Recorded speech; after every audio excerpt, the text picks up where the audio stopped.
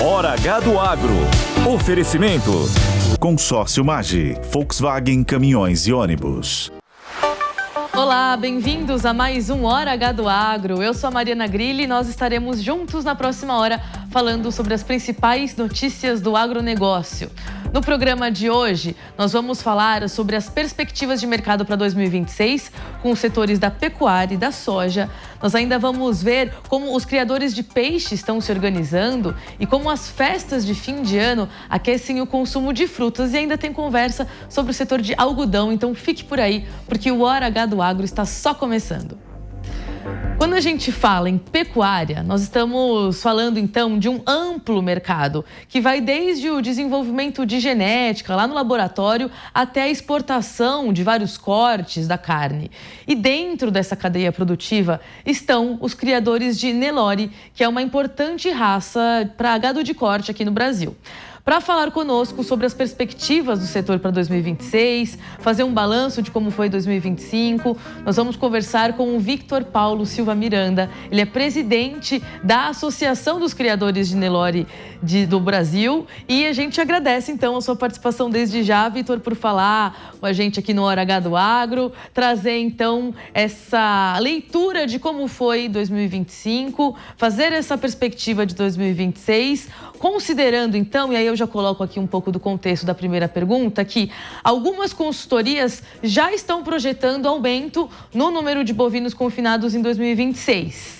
Vocês estão olhando por aí, pela realidade do Nelore, vocês também estão olhando um número maior de confinamentos? Como que vocês estão se preparando para esse ano que vai se iniciar? Prazer poder falar com você, Mariana. Sempre bom falar dessa raça mãe, essa raça maravilhosa Nelore. Eu acho que os confinamentos do Brasil têm muito para crescer ainda. Com certeza vai haver um crescimento ano após ano, porque nós estamos começando agora a investir em tecnologia em relação à terminação do nosso rebanho. Eu acho que nós temos que muito ainda para poder crescer em termos de confinamento, e a raça Nelore é a raça que mais contribui realmente para o crescimento da exportação dessa proteína vermelha de qualidade que nós estamos produzindo para poder nutrir e suprir a necessidade mundial. E aí, como que vocês estão entendendo que o ano de 2026 comece, né? A gente está falando de mais Nelores no campo brasileiro. Explica um pouquinho para a gente, até também para a gente ter esse termômetro, né? Para quem não entende do agro, para quem não está muito envolvido com pecuária, a importância do Nelore para o Brasil e como que, de fato, você entende que o segmento está começando 2026. Eu acho que a raça Nelore, ela se adaptou de norte a sul, né?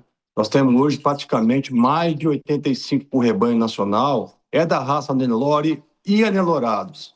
E quando se fala em cruzamento industrial, o pessoal tem que falar da raça mãe, que é a raça Nelore. 50% a base do cruzamento industrial é a raça Nelore. Então a raça Nelore teve um ano maravilhoso em 2024, tivemos um ano de crescimento, de evolução em 2025, e com certeza vai continuar evoluindo e crescendo no mercado, porque o Brasil hoje já é o maior exportador de proteína vermelha e nós vamos ser, a curto prazo, o maior produtor de proteína vermelha. Por que essa certeza que não vamos ser o maior produtor de proteína vermelha?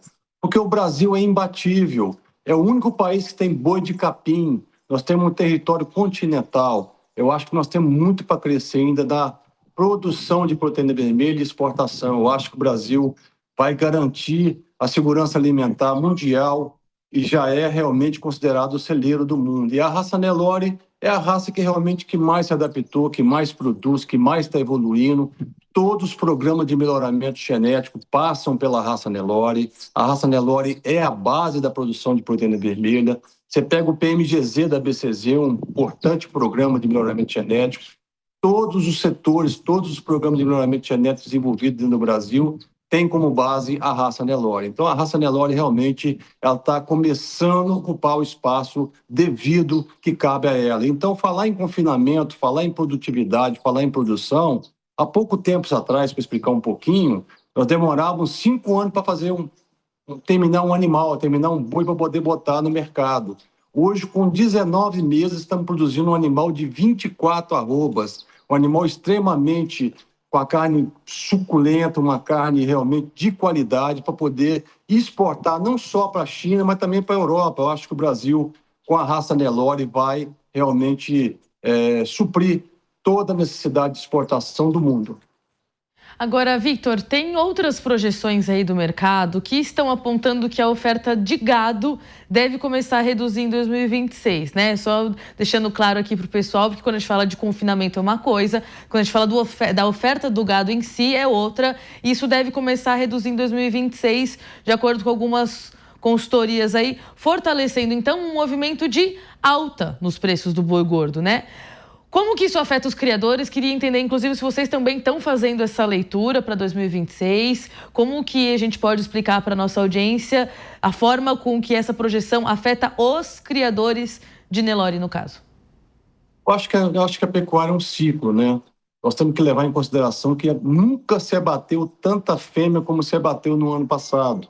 Eu acho que o mercado, quando se equilibrar, o pessoal vai poder reter essas fêmeas e, assim, poder fazer o crescimento do número de animais aqui no nosso país. Nós temos muita pastagem degradada, eu acho que a pastagem tem que ser tratada como uma cultura como outra qualquer. O capim é um canudinho do campo. Eu acho que o Brasil é o único país que planta capim e colhe proteína. Então, eu acho que o mercado se equilibrando, nós vamos poder reter essas fêmeas. Houve um abate enorme de fêmea. Nós devemos passar por uma dificuldade, sim, de reposição. Deve diminuir a oferta de bezerro, deve valorizar a arroba do boi, mas nós vamos nos equilibrar. Eu acho que nós temos bastante criatórios capacitados, vários programas de melhoramento genético. Temos como multiplicar os animais através de FIV, transferência de embrião, inseminação artificial. Eu acho que nós vamos realmente recompor o rebanho nacional e vamos equilibrar essa conta, mas com certeza devemos ter dificuldade sim de reposição esse ano. Queria que você explorasse um pouquinho mais esse ponto com a gente, Victor, por gentileza, lembrando que tem uma parte da audiência aqui do Hora H do Agro que se interessa pelo setor, mas não necessariamente é envolvido com ele diretamente. E é isso, quando a gente fala então de uma reposição desses animais no mercado, não é da noite para o dia, né? Você falou assim, pelo menos com muita eficiência, eficácia da ciência brasileira, da indústria, a gente está fazendo então aí 19 meses para um abate. Mas mesmo assim, são 19 meses, né? Como que na prática os criadores, mas a indústria, toda essa relação da cadeia, porque elas não estão isoladas, essas etapas, né? Como que se organiza de forma a, por exemplo, como você falou, né, ter mais inseminação artificial? Isso significa investimentos, né, em mais insumos, em olhar para a parte de saúde animal também. Como que é esse arranjo? E falando agora, né, final de dezembro, começo de janeiro, em que esse período do ano representa que tomada de decisão para esses criadores, para quem de fato está então olhando para uma maior população de bezerros no campo, para a gente retomar esses números que você citou? Pois é, eu acho que o ciclo do mercado levou a abater uma quantidade enorme de fêmeas. Nunca se abateu tanta fêmea. Nós vamos ter dificuldade de reposição, com certeza, mesmo porque o frango, o peixe, o suíno, ele é muito rápido para poder girar, produzir e terminar. Na pecuária, não. Na pecuária, são 9 meses de gestação, são 8 meses para desmamar esse bezerro e chegar para bater com 19/20 meses, nós estamos falando de alta tecnologia, então demanda tempo de fato. Vai ter uma dificuldade de fato de reposição dessas fêmeas.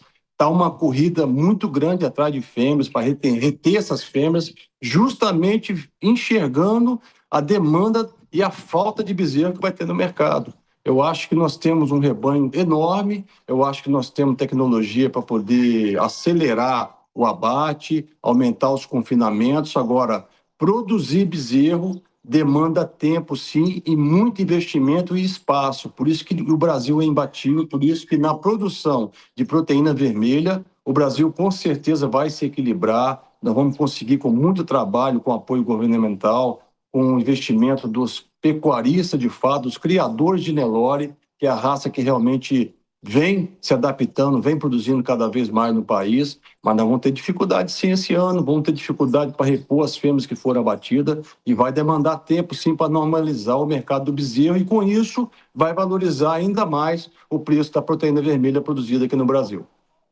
Então, isso a gente já pode entender que vai ter consequências para o consumidor. Eu sei que você não fala exatamente pelo lado do mercado, mas se a gente segue essa linha de raciocínio, é esperado que lá na ponta, em 2026, o consumidor arque com custos maiores da carne bovina? Eu acho que deve melhorar um pouquinho o preço para quem produz, para o pecuarista brasileiro. Mas não vou dizer que o preço da carne lá na gôndola vai encarecer tanto. Mesmo porque tem uma grande parcela do valor que acaba ficando com o atravessador. Só para informação, o Brasil hoje tem a produção de proteína vermelha mais barata do mundo. Nós estamos falando algo em torno de 6.000 a 6.500 dólares a tonelada. Os países vizinhos nossos, tudo acima de 8.000 dólares a tonelada. Os Estados Unidos, mais de 10.500 dólares a tonelada. Tanto é que o Trump ele tirou a taxação da proteína vermelha nossa para poder levar a carne brasileira para lá, porque o preço lá realmente deu uma subida violenta no mercado interno lá nos Estados Unidos, porque o Brasil faz falta, com certeza. Mas eu acho que, acima de tudo, nós precisamos ter um equilíbrio. Ninguém trabalha de graça. Eu acho que o pecuarista tem que ter realmente um retorno financeiro para continuar investindo. E a ideia não é aumentar o preço na gôndola do supermercado. É trazer realmente o produto para a mesa do consumidor, uma carne de qualidade, produzida pelo pecuarista, e que nós possamos cada vez mais aumentar a produtividade nossa. Por isso, tendo mais oferta, o preço vai se acomodar e todo mundo vai poder consumir uma proteína vermelha de qualidade. Agora, quando você fala que vai demorar para normalizar, né, essa disponibilidade aí, entendo que desde as fêmeas, mas os bezerros em si, o que significa demorar? A gente está falando que isso significam alguns meses, a gente está falando que isso vai levar uma parte considerável de 2026, a gente está falando de um resultado que só vai ser visto em 2027. Vamos explicar um pouquinho melhor para a audiência também o que significa essa demora, em quantos meses, qual que é a projeção, o que vocês estão olhando de novo, pela perspectiva dos criadores de Nelore? Eu acho que hoje falar em precocidade sexual e precocidade animal precoce para terminação. Um é para poder produzir carne e outro para poder multiplicar, para poder produzir bezerro de qualidade. Antigamente, o animal era 25, 24 meses para poder emprenhar. Hoje, os animais com 14, 13 meses já estão emprenhando. Então, acho que a raça Nelore vem evoluindo, a raça Nelore vem realmente melhorando cada vez mais geneticamente falando. Eu acho que acelerar também a parte reprodutiva desses animais vai ajudar a normalizar o mercado. Mas, acima de tudo, acho que nós temos que tentar conscientizar o pecuarista a não abater tantas fêmeas no mercado. Eu acho que nós temos que segurar as matrizes, nós temos que aumentar a produção, e aumentando a produção equilibra o mercado interno, melhora a questão nossa para poder fazer a exportação de animais de qualidade. Eu acho que é um ciclo, eu acho que é uma arrumação da pecuária interna, e a CNB pode realmente contribuir muito juntamente com a BCZ. Nós temos que realmente nos juntar aos programas de melhoramento genético, tem muita gente boa trabalhando na pecuária nacional, e, acima de tudo, produzir forrageira de qualidade. Eu acho que não existe genética. Toda vez que você melhora o animal geneticamente, ele fica mais exigente na parte alimentar. Por isso que nós temos que ter os confinamentos, nós temos que ter pivô central, produzir volumoso. Nós não podemos estar refém de matar fêmea, matar animal, porque a seca chegou e não tem forrageira suficiente para manter o rebanho. Eu acho que nós temos que nos profissionalizar, por isso que tem que ter apoio governamental, tem que ter apoio pelas entidades e tem que ter investimento, sim. Nós hoje utilizamos menos de 1/3 do território nacional para o agronegócio. Nós temos muita pastagem degradada que tem que ser recuperada. Nós temos muitos programas de melhoramento genético que já estão muito avançados. Eu acho que é um trabalho que vai ser feito a 4 mãos, tá certo? A CNB vai contribuir muito juntamente com a BCZ para isso, mas eu acho que a pecuária nacional ela vai fornecer proteína vermelha de qualidade para a população brasileira num preço acessível, e nós vamos exportar cada vez mais. E aí vai vir o ganho do pecuarista, aí vai vir o ganho para nós podermos continuar investindo na pecuária nacional. E, Vitor, só para a gente encerrar, então, você falou bastante de recuperação de pastagens degradadas, que é uma política do governo federal, olha muito para essa questão aí da recuperação, então, dos 40 milhões de hectares degradados que existem. Existe, então, um trabalho da Associação na ponta, realmente acompanhando a evolução dessas áreas para que elas sejam recuperadas e então destinadas para novos pastos com qualidade, como você falou, né? Olhar também para essa parte então da qualidade da forrageira. Tem algum trabalho de aproximação? Dá para a gente esperar alguma coisa disso para 2026 também? Um trabalho de fato proativo, articulado pelos criadores que querem recuperar essas áreas para ter um pasto mais saudável? Com certeza. A CNB, juntamente com associações regionais que nós temos em todos os estados da federação, estão promovendo congressos, dia de campo. Eu acho que a informação ela tem que chegar para o homem do campo, para o pecuarista. Eu acho que nós temos que apoiar qualquer iniciativa que venha trazer mais produtividade. Nós temos que aproveitar melhor o nosso solo aqui. Como eu disse, ninguém tem boi de capim, só o Brasil tem que produzir boi de capim.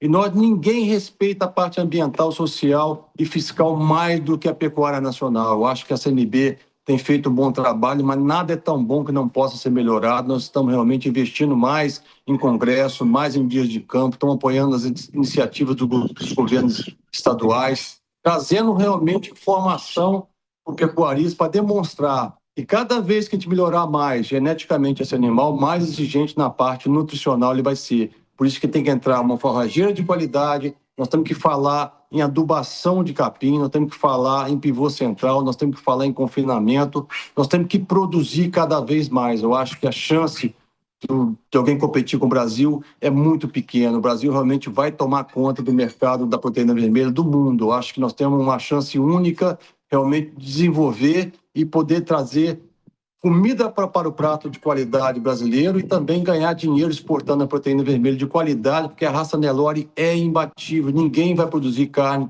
a baixo custo com qualidade do jeito que nós produzimos hoje aqui no Brasil da raça Nelore. Vitor Paulo, muito obrigada pelas suas análises, pelas suas considerações e a gente te espera em 2026, então. Obrigada, viu?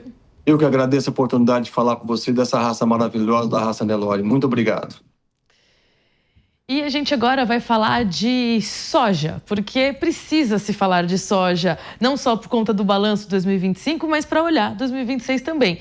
E aí a alta do endividamento rural e as margens cada vez mais apertadas devem tornar 2026 um ano ainda mais desafiador para a agropecuária brasileira como um todo, e isso, claro, se divide ali, né, com essas commodities. Segundo a Federação da Agricultura e Pecuária do Brasil, a CNA, esse cenário de incertezas pode impactar a contribuição do setor para a economia, afetando o PIB e até a inflação.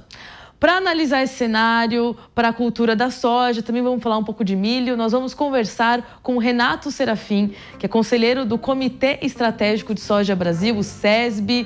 Bem-vindo ao Hora H do Agro, Renato. Obrigada pela sua disponibilidade mais uma vez. Queria começar, então, perguntando para você, a partir dessa perspectiva aqui do avanço do endividamento rural no Brasil, que é inquestionável, infelizmente a gente vê isso aí dos últimos anos, né? Como que o produtor de soja, que muitas vezes também é produtor de milho, né, deve se preparar para atravessar um 2026 que está se desenhando como um ano desafiador? E vocês estão vendo esses desafios? Quais seriam eles? Obrigada de novo pela participação. Olá, Mariana, tudo bem? Um prazer estar aqui de novo com vocês, né, e falar sobre 25, 26, num cenário que vai ser muito parecido, né, com 24, com 25, com juros altos, com margens menores para o agricultor, um agricultor que está alavancado, né, que está endividado e que vai precisar fazer muita gestão. Acho que se eu tivesse um conselho para dar para o agricultor hoje, ele tem que pensar muito em travar os custos. Nós vimos que o agricultor brasileiro, nessa última safra, ele deixou para fazer a compra dos insumos muito na última hora, né?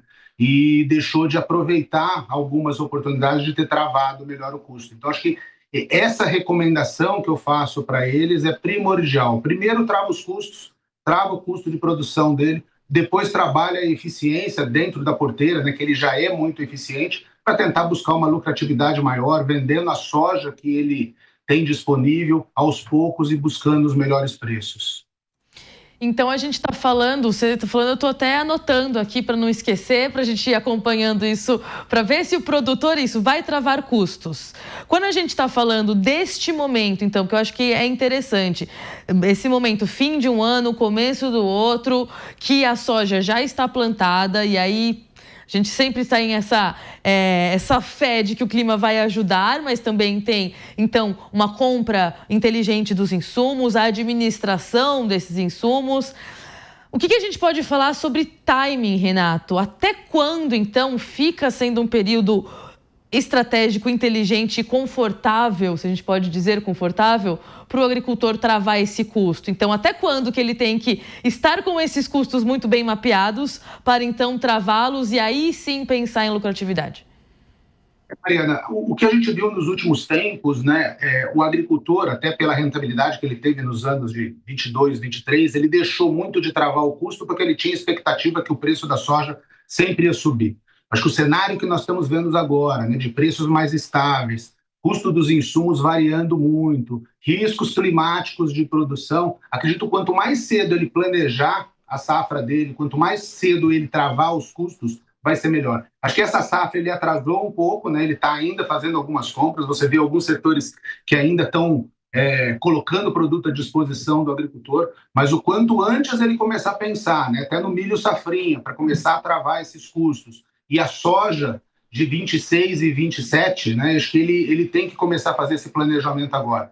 Nós vemos mesmo com tudo isso, né, Mariana, com todo esse endividamento do agricultor, margens menores, nós estamos vendo uma evolução ainda do plantio de soja e também do milho, né? Eu acho que o etanol do milho é uma realidade. Nós vemos hoje que a gente ocupa quase 35% aí do que nós fazemos de soja, nós fazemos com milho safrinha, e isso dá muita eficiência para o agricultor. Então, agricultores que fazem essas duas safras, eles têm uma rentabilidade maior e uma eficiência maior. E outra coisa, né, Mariana, temos que trabalhar seriamente os custos Brasil, né? Eu acho que o agricultor brasileiro ele é muito penalizado pela nossa deficiência em estrutura logística, a nossa deficiência tributária, e isso nós precisamos trabalhar. Quando a gente fala dentro da porteira, ninguém ganha do agricultor brasileiro. Mas se você imaginar que o agricultor brasileiro lá de Lucas do Rio Verde, a hora que ele coloca a soja dele, ele traz para Santos, ele já está perdendo 25% da eficiência dele nas nossas estradas. E isso é um ponto estrutural que nós precisamos trabalhar e ajudar o agricultor. Além de começar a trabalhar fortemente na redução de juros, né? Tem uma correlação muito forte com aumento de área e financiamento. Quanto mais financiamento a gente oferecer para o agricultor a taxas razoáveis, mais ele consegue investir em tecnologia, mais ele consegue investir em eficiência.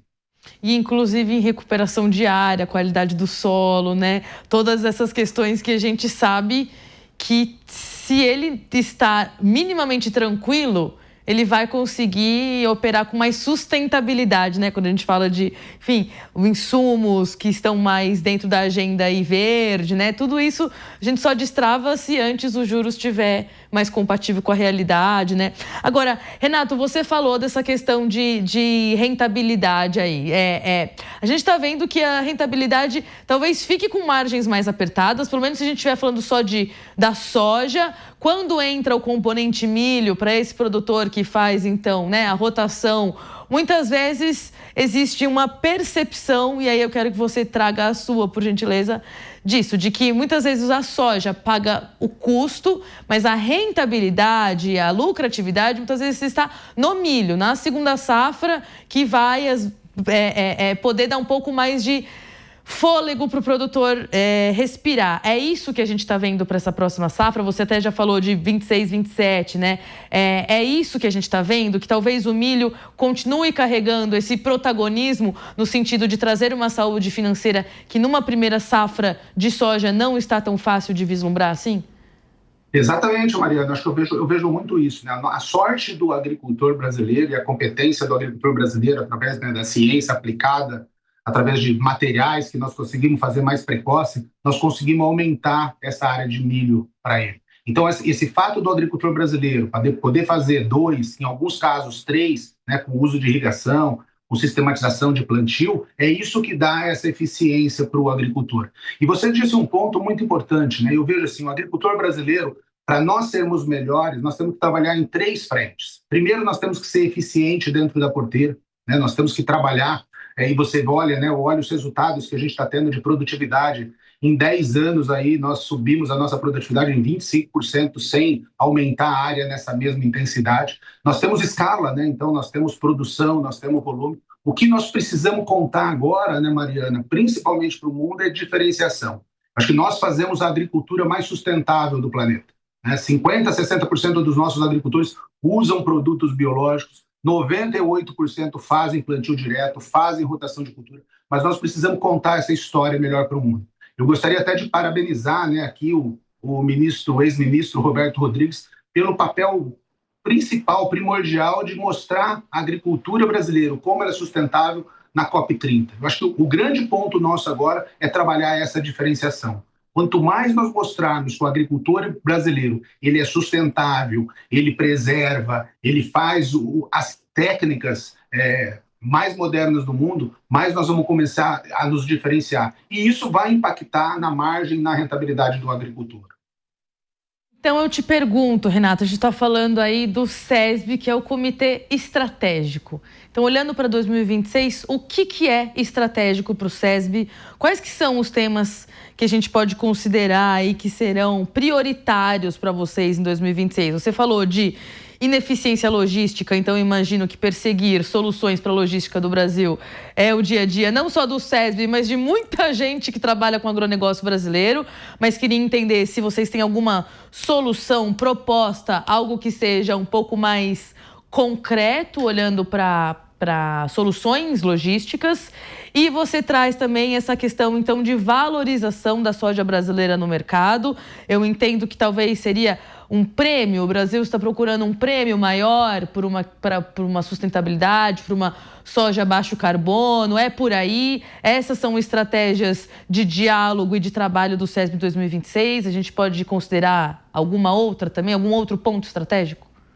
Eu vejo como ponto, Mariana, o principal ponto do SESB é levar essas difusões, essa tecnologia que nós estamos conseguindo em algumas áreas, por isso que fazemos o concurso de produtividade, que é para mostrar que é possível produzir 120, 130 sacos por hectare, enquanto a média do Brasil aí é 60, 65, e através de tecnologia. Nós vimos o SESB trazendo muitas tecnologias, principalmente em variedades novas, variedades modernas, principalmente no uso de tecnologia de agricultura de precisão, a informação dos dados. O agricultor ele é um gerador de dados a todo momento, mas os dados ele eram desconectados. Acho que agora muito da inteligência artificial está ajudando esse agricultor a conectar todos esses dados e fazer recomendação em tempo real, ser mais assertivo e ser mais eficiente. Acho que nós estamos mostrando, nas áreas que o SESB coordena aí, que o agricultor tem condição de produzir mais na mesma quantidade de terra. E, principalmente, também produzir mais e ganhando mais dinheiro. Acho que o ponto do agricultor não adianta nós produzirmos mais se não oferecermos rentabilidade para ele. Então, técnicas como rotação de cultura, variedades novas introduzidas, timing correto de plantio, zoneamento agroclimático mais assertivo, uso de biológicos, de químicos integrados, todas as tecnologias que estão disponíveis ao agricultor que nós temos que usar da melhor maneira. Acho que nós usamos uma agricultura e nós melhoramos até aqui, uma agricultura que nós éramos muito preditivo e muito baseado em instinto. Hoje, com o uso de tecnologias, nós estamos conseguindo ser mais assertivo e conseguir tomar decisão muito mais no timing certo, no horário certo, para dar essa tecnologia e essa eficiência para o agricultor. O que nós precisamos agora também é uma ajuda fora da porteira, Mariana? Acho que o agricultor é muito eficiente dentro da porteira, mas nós precisamos dar condições para que ele seja mais eficiente também fora da porteira. Nós falamos de tributário, nós falamos de logística, nós falamos dos problemas de custo de capital, de mão de obra, em geral, armazenamento, Então, temos vários problemas que nós precisamos ajudar. Então, o capital humano, que hoje você vê que é um problema para o agricultor encontrar mão de obra capacitada para usar toda a tecnologia que nós estamos disponibilizando para ele. Então, o que nós podemos fazer também fora da porteira para ajudar e dar condição para o agricultor ser mais ainda eficiente no que ele faz? Eu te devolvo essa pergunta no sentido de como que vocês olham para os diferentes sojicultores que tem no Brasil. Como fazer, então, para contemplar os diferentes tipos de produtor de soja que existe no Brasil, porque eu acho que isso também é importante a gente trazer para a audiência. Às vezes, quando a gente fala de produtor de soja, a gente pensa nessas fazendas gigantescas do Mato Grosso, que realmente tem muito do nosso, né, da nossa imagem, né, do imagético aqui, que a gente pensa naquelas grandes extensões, mas tem produtor de soja de pequena escala, de média escala, que faz rotação com outras culturas, que tenta ali fazer aplicação, às vezes já está fazendo com o agrotóxico junto com o biológico. Você tem todo tipo de produtor, né, quando a gente está falando de soja. Como que vocês olham para essa distribuição de acesso a crédito, a tecnologia, a maturidade do próprio setor de olhar para essa diferença entre esses perfis de sojicultores? Como que o SESB também trabalha olhando para isso? Porque todos estão sendo precificados da mesma forma, né? A gente está falando de commodity, só que uma coisa é um produtor que tem milhares de hectares e outro produtor que é ali que se encaixa ali num módulo fiscal, 2 módulos fiscais.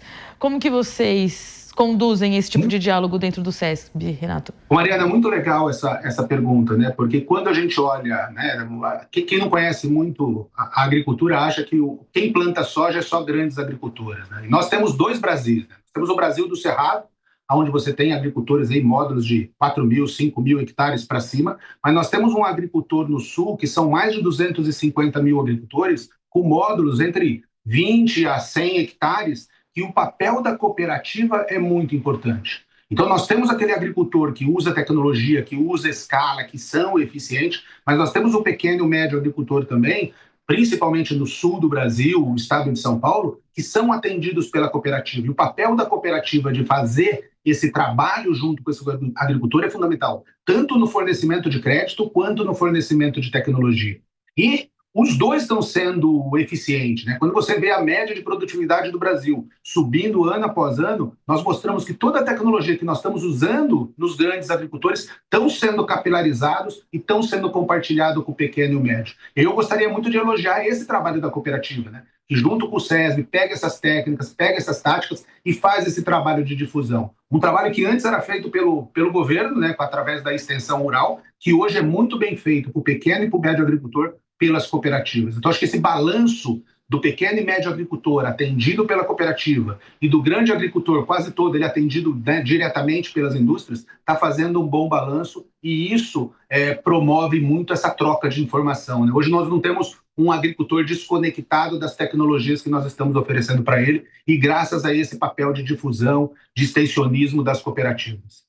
E é a cooperativa que, inclusive, muitas vezes instrui sobre formação de preço, sobre por que está pagando determinado preço, né? A gente precisa lembrar também desse papel que a cooperativa tem, às vezes, de ser didática mesmo, né? Agora, só para encerrar muito rapidamente, fazendo um exercício de futurologia, sendo que a gente sabe que tudo pode mudar muito rapidamente nesse mundo globalizado, mas quando a gente fala de geopolítica, como que você tem avaliado o mercado, Renato? Você que também está não só no SESB, você circula também entre vários atores do agronegócio, quando a gente fala ali de Trump, de China, de Argentina, o que você destacaria, pelo menos para produtores, para nossa audiência, para a gente ficar de olho, pelo menos no começo de 2026, depois com calma a gente vai avaliando o ano completo. Mariana, eu acho que a primeira coisa que nós precisamos fazer, nós somos um produtor e nós somos vendedores, e nós somos o maior exportador de produtos agrícolas do mundo, então nós somos vendedores. Nós não podemos entrar nessa polarização. Nós temos que atender todos os mercados, mostrar que nós fazemos uma agricultura diferente, principalmente porque nós mostramos já para o mundo que nós somos eficientes, que nós produzimos bem, que nós fazemos 2 a 3 safras, que nós temos escala para atender o mundo, conseguimos ser exportador, né? Ao contrário de muitos países que têm muito forte o seu consumo interno, nós consumimos internamente, mas nós exportamos muito. O que nós precisamos é contar uma história para o mundo de que nós fazemos essa agricultura, mostrar, né, aquela velho ditado, né? Não basta a mulher de César ser fiel, ela tem que mostrar fiel. Acho que o agricultor brasileiro não basta ele ser sustentável do jeito que ele é. Nós temos que contar uma história, que nós estamos começando já esse enredo para fazer essa história, para fazer essa diferenciação, mas nós não podemos entrar em polarização. Acho que nós estamos no mundo, principalmente o agro, né, ele ficou no meio de uma polarização grande internamente e às vezes nós transferimos essa polarização para o mundo. Nós somos mercadores, né, Mariana? Nós não podemos entrar em guerras. Todo o país é importante para a gente, toda a soja, todo o milho que nós vendemos é importante. Então, nós temos que olhar os nossos compradores, olhar os nossos clientes com mais seriedade, com mais afinco e com mais carinho. Perfeito, Renato. Te agradeço muito pela colaboração de novo aqui, encerrando 2025. Espero contar com você em outras oportunidades nesse novo ano e torcer pelo sucesso da sojicultura brasileira, né? Porque, afinal de contas, é isso. É um canhão da economia brasileira. A gente espera que continue sendo, que a gente sabe o quanto é importante. Renato Serafim, obrigada de novo pela participação aqui. Legal, Mariana. Obrigado. Agora nós vamos ouvir um produtor rural, o Carlos César dos Santos. Ele produz soja e milho em Diamantino, no Mato Grosso. E para ter a perspectiva do que ele espera para 2026, a gente vai ouvir a fala dele agora. Hoje, se nós não aliarmos a tecnologia, no caso a agricultura de precisão, manejo sustentável, para minimizar custos, a agricultura, se continuar do jeito que está, altos juros, para financiamento de máquinas, equipamentos, custeios, o produtor está ficando com uma baixa poder de compra, de barganha para poder comprar seus fertilizantes, seus insumos. Então, hoje, se você não fizer, dentro da porteira para dentro, um manejo bem feito de solo, estruturação de planta, manejo de calcário, fertilizantes, melhorar as aplicações dentro da fazenda e fazer com que isso se retorne em altas produtividades, os pequenos produtores hoje vão sair fora do mercado. Nós, pequenos produtores, temos que, cada dia que passa, sermos melhores no que nós fazemos. Temos que ser empresários, Hoje nós somos produtores, então vamos ter que virar empresário e buscar as melhores tecnologias, buscar a agricultura de precisão, buscar tecnologias que realmente agreguem dentro da propriedade, para que esse cenário de preços baixos de commodities e altos preços de insumos seja minimizado e que possamos continuar na atividade e fazer o que a gente sabe fazer de melhor, produzir e alimentar o mundo. É isso aí, Carlos César. Investir em agricultura de precisão é um ótimo caminho para fortalecer a produção. A gente ouviu até o Renato Serafim falando disso aí também. E agora, nós vamos para um rápido intervalo e na volta nós falaremos sobre a projeção para 2026, olhando para os produtores de algodão. Então não sai daí, que é rapidinho.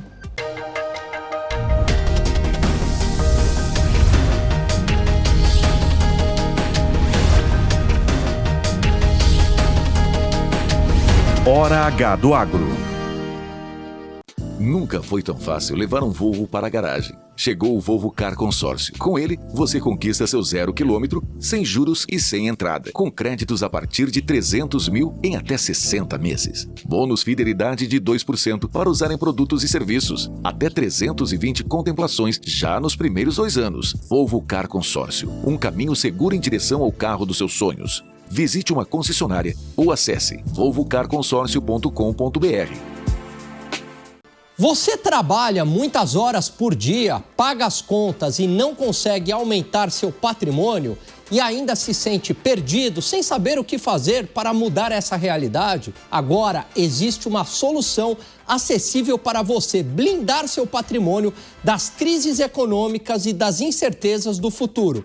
E o melhor, fazendo o seu dinheiro trabalhar para você. Estou falando de um passo a passo para você começar a investir do zero nas melhores ações da Bolsa. Você vai entender como proteger seu patrimônio e, principalmente, como começar a investir do zero na Bolsa e nunca mais ser refém da inflação ou das crises econômicas. Garanta a sua vaga agora em niucursos.com.br, niucursos.com.br e dê o primeiro passo para a sua liberdade financeira.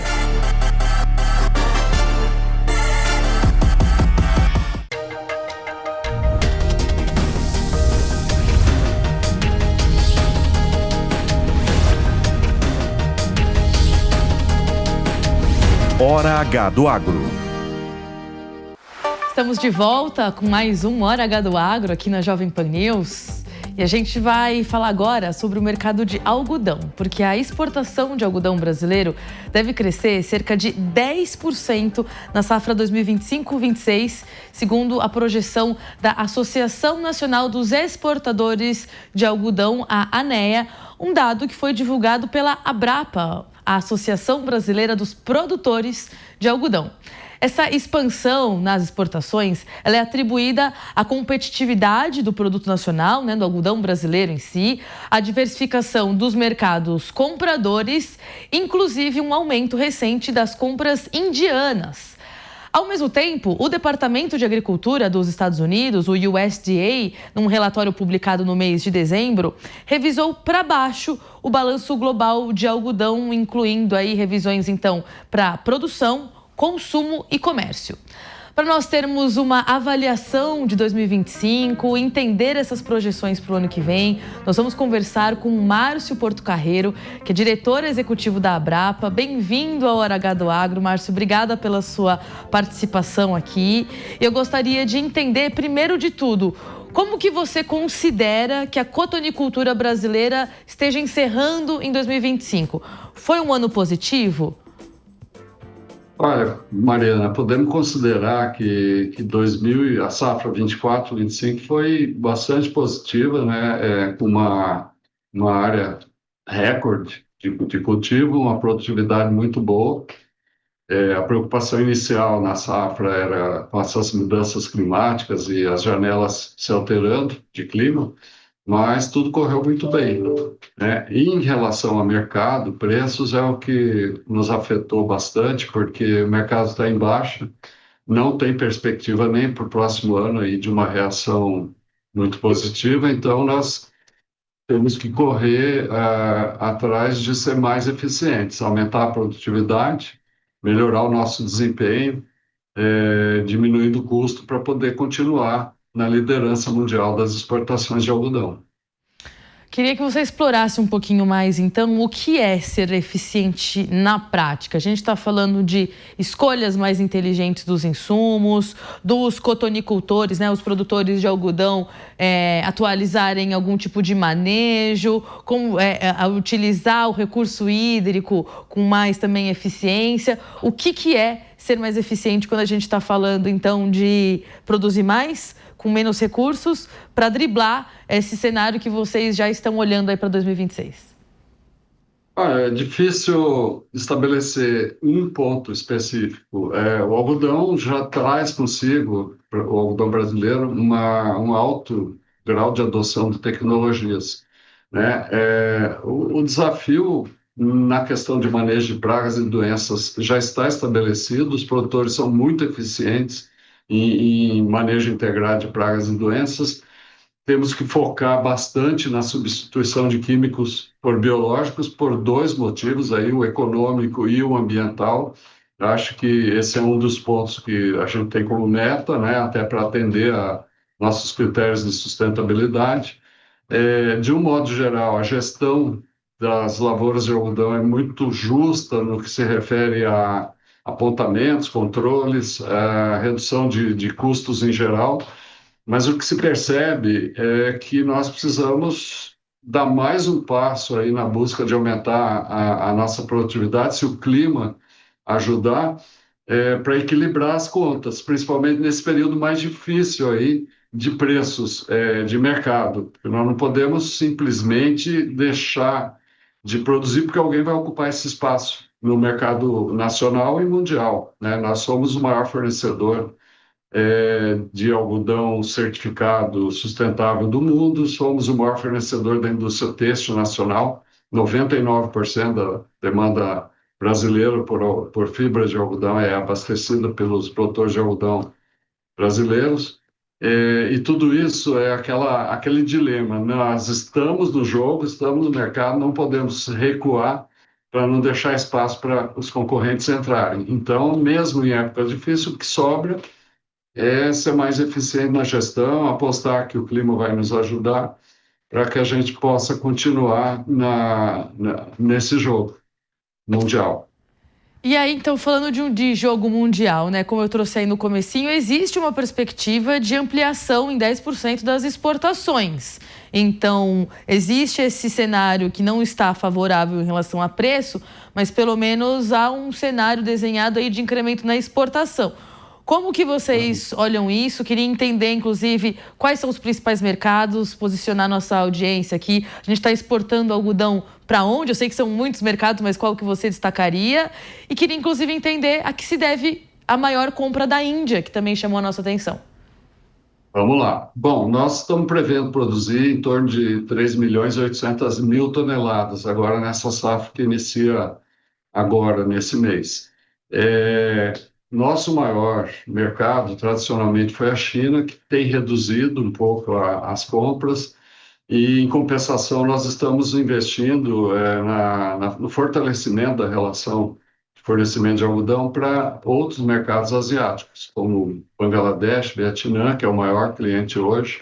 A Índia tem entrado com muita força comprando algodão brasileiro, e aí isso se deve também à política de restrições impostas tarifárias, né, impostas pelo governo americano, o que abre um espaço para o Brasil crescer no mercado indiano. Temos também o mercado do Egito, que tem tendências de crescer comprando algodão de qualidade, que é o que nós temos para oferecer, e a Turquia, né, que fica no meio entre os dois continentes aí, que tem apresentado uma demanda e uma preferência grande pelo algodão brasileiro. Então, essa previsão de crescimento de 10% nas exportações, além de ser uma previsão, é uma necessidade, porque produção nós vamos ter. Isso já está garantido. Gera uma tranquilidade para o mercado têxtil mundial, o fato do Brasil sempre estar no mercado com produção, mas também gera um desafio muito grande para os exportadores e para os produtores de algodão colocar todo esse algodão, porque nós não podemos ficar com esse estoque de passagem muito grande, que representa custo e prejuízo para os produtores. Estamos bem seguros de que vamos conseguir chegar nesses 10%, e se der, o ambiente estiver favorável, vamos crescer. Nosso maior concorrente é o sintético. Hoje, o crescimento das fibras sintéticas, em detrimento do consumo de fibras naturais, é muito grande.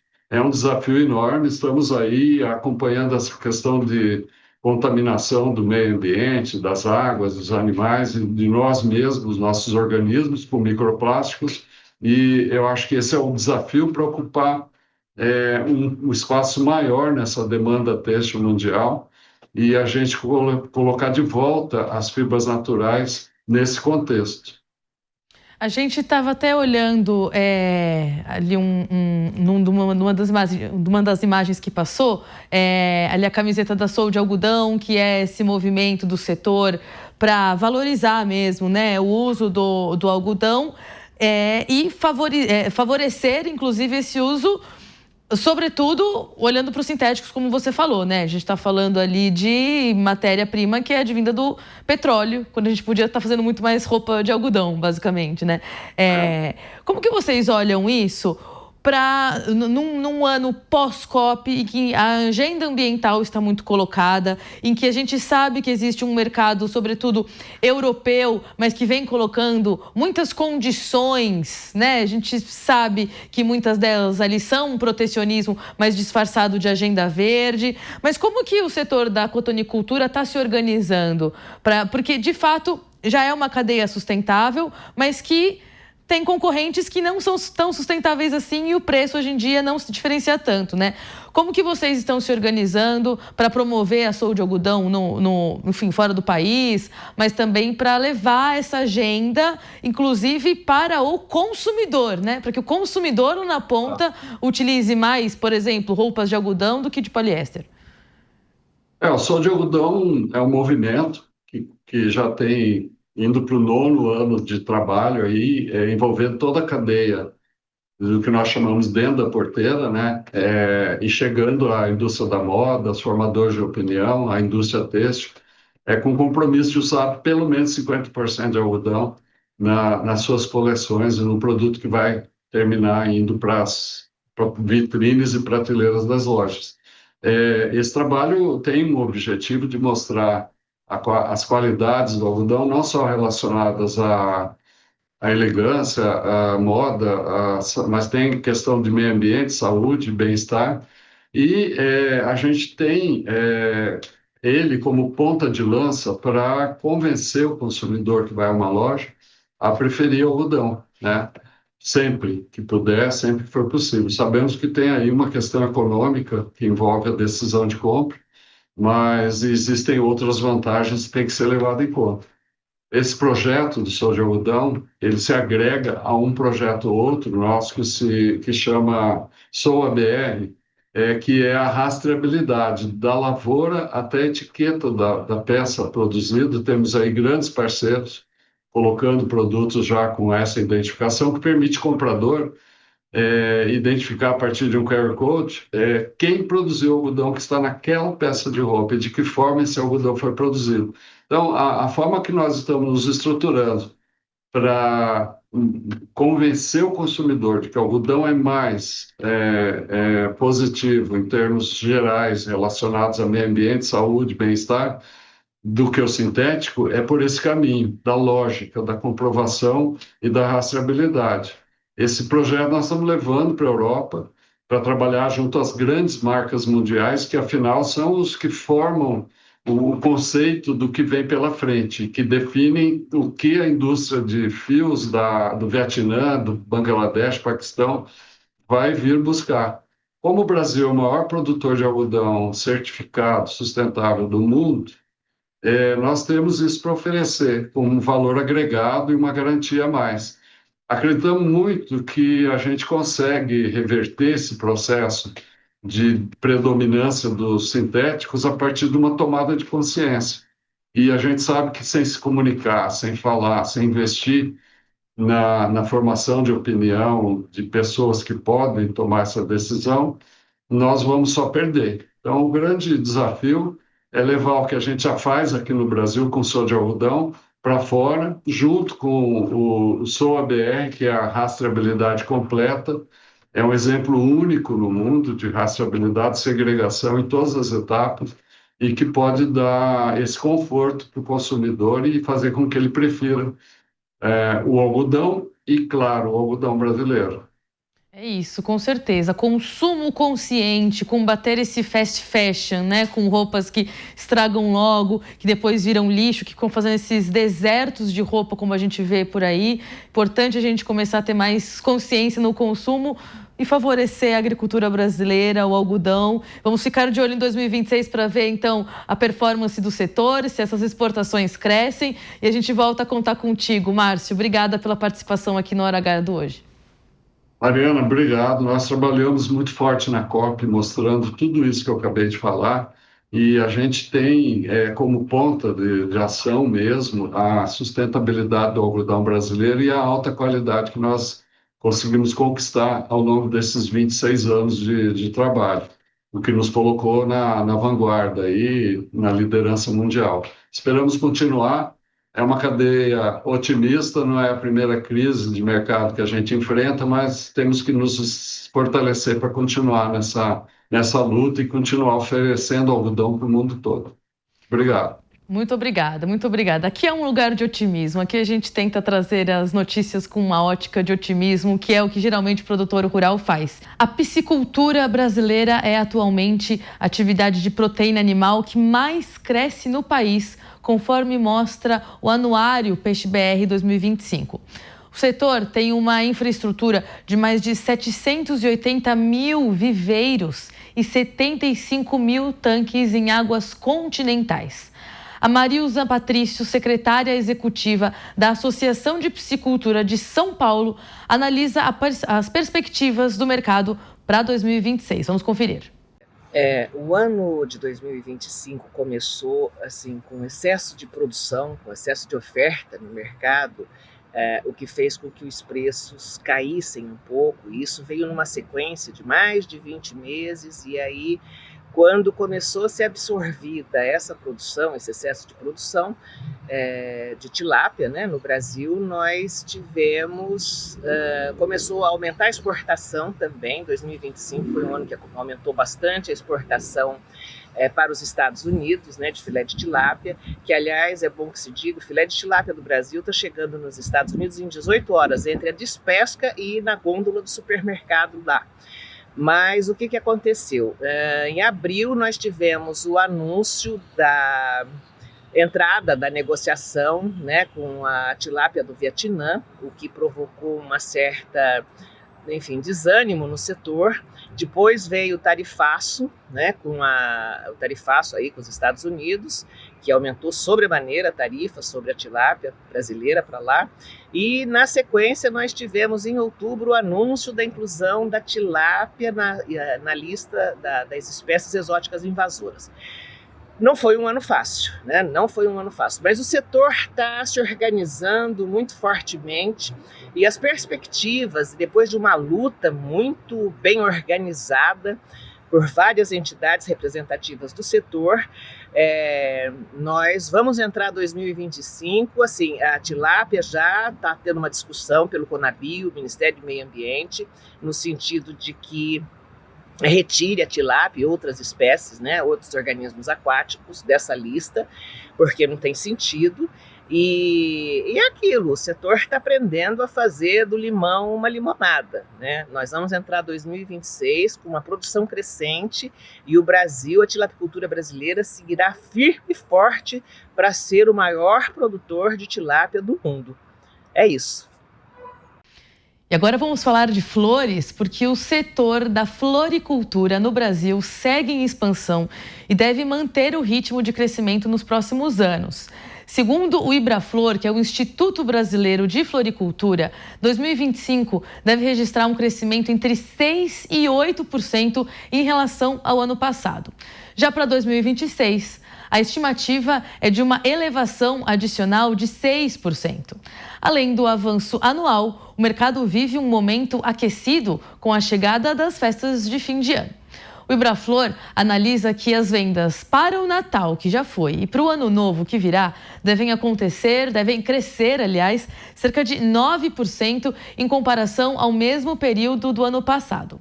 O Renato Optis, que é diretor do Ibraflor, conta as causas desse crescimento. Vamos ver. O setor de flores e plantas ornamentais está fechando o ano de 2025 com resultado bastante positivo. A expectativa do setor é de um crescimento aí em torno de 7%, que é bastante positivo. E as principais causas para esse crescimento foram principalmente a qualidade das flores e plantas, que teve muito boa, o lançamento também de novas variedades e vários investimentos na cadeia como um todo, né? Na cadeia do frio, em logística. Então hoje as flores e plantas elas estão muito mais disponíveis para o consumidor, seja a venda através de internet, supermercados, fora os tradicionais veículos também de comercialização. E isso tudo ajuda muito a alavancar esse mercado. E para o ano que vem, apesar de alguns fatores que sempre acabam interferindo um pouco na comercialização, que são a Copa do Mundo e as eleições, mesmo assim a expectativa do setor é de um crescimento aí por volta de 6%, e que é bastante positivo devido a todas essas expectativas do mercado. Então as chances são de um resultado também de um ano muito bom. O nosso programa fica por aqui, mas você continua conectado nas nossas redes sociais, ligado na programação da Jovem Pan News. Muito obrigada pela sua companhia. Eu agradeço a todo mundo que faz o programa aqui comigo e a gente te espera na semana que vem. Um abraço, até lá. Hora H do Agro. Oferecimento. Consórcio Magi. Volkswagen Caminhões e Ônibus.